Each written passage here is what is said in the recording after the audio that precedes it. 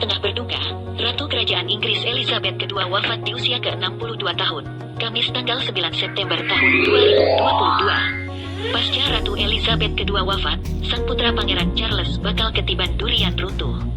Karena Charles tidak hanya akan mewarisi tahta kerajaan Inggris pasca kematian ibunya, tetapi kekayaan yang tak ternilai jumlahnya.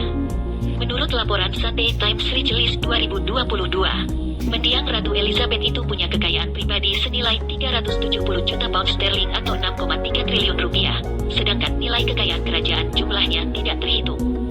Sebagian besar kekayaan pribadi mendiang Ratu akan diberikan kepada Charles secara utuh, tanpa pemerintah Inggris mendapat bagian.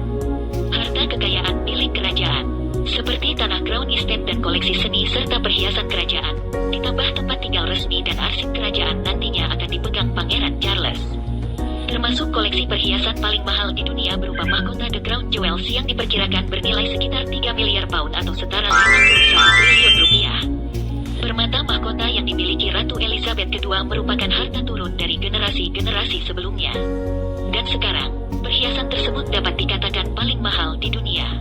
Salah satu Crown Jewels milik sang ratu yang paling sering terlihat adalah St. Edward's Crown. Mahkota ini berhias 444 batu, baik batu permata berharga maupun batu semi mulia.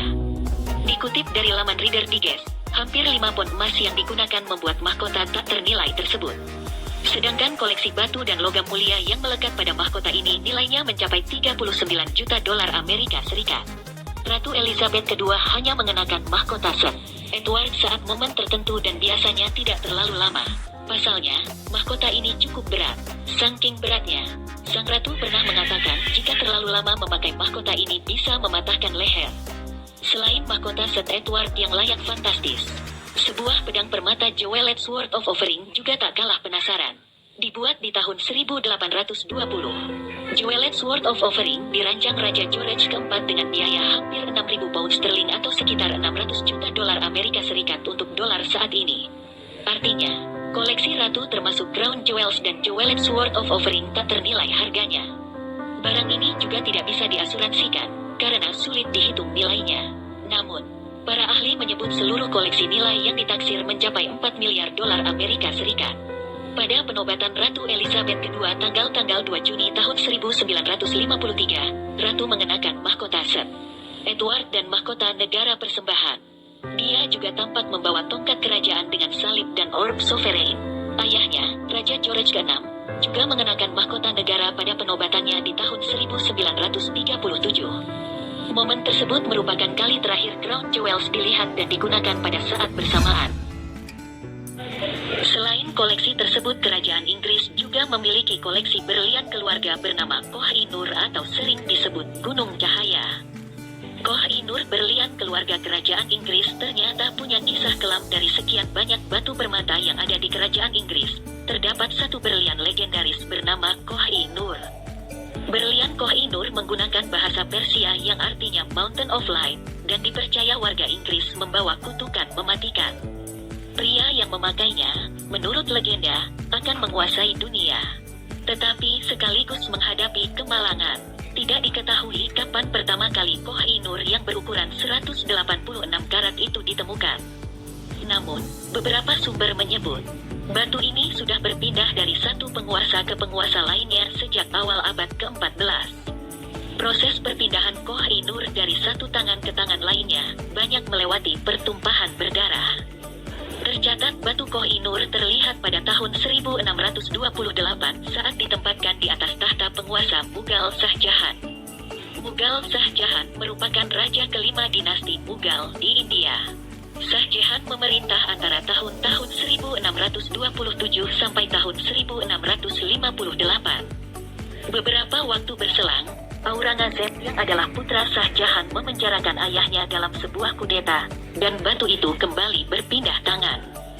Pada 1739, pemerintahan Iran Nader Shah menyerbu dan membunuh puluhan ribu pasukan Mughal, termasuk merebut berlian Koh-i-Noor beserta permata-permata lainnya. Namun, Nader Shah kemudian justru dibunuh oleh 15 perwira dan bangsawan saat dia sedang tidur.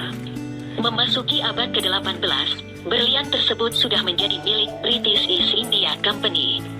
British East India Company merupakan sekelompok pengusaha Inggris yang meminta kepada Ratu Elizabeth pertama membuat sebuah piagam kerajaan yang memungkinkan mereka berlayar ke Hindia Timur atas nama kerajaan. Sebagai balasannya, Inggris Raya mendapatkan monopoli perdagangan. Para pedagang tersebut lantas menggalang dana dari uang mereka untuk membangun British East India Company demi mewujudkan ambisi tersebut. Nah, di masa itulah terbentuk Treaty of Lahore. Saat Maharaja Dulip Singh yang baru berusia 10 tahun menyerah kepada kerajaan Inggris Raya. Dulip Singh merupakan satu-satunya pewaris di keluarga ayahnya yang masih hidup, sebab saudaranya yang lain tewas dibunuh. Ratu Victoria yang menerima Koh-i-Noor dari Raja Muda melalui keberadaan British East India Company menyadari kisah legendaris dalam batu tersebut. Namun, Ratu kurang puas dengan penampakan batu tersebut. Ia lalu meminta berlian tersebut dipotong dan dipoles menjadi batu 105 karat. Ratu Victoria seperti tidak peduli dengan kutukan yang berada di balik batu Koh-i-Noor itu dan terus memakainya. Terlepas dari kepercayaan pada cerita kutukan tersebut, pada kenyataannya batu ini kemudian hanya dipakai oleh para perempuan di kerajaan Inggris. Setelah Ratu Victoria, ada 3 perempuan lain yang pernah mengenakan berlian ini: Alexandra, Mary, dan Elizabeth Angela Marguerite, ibu dari Ratu Elizabeth II.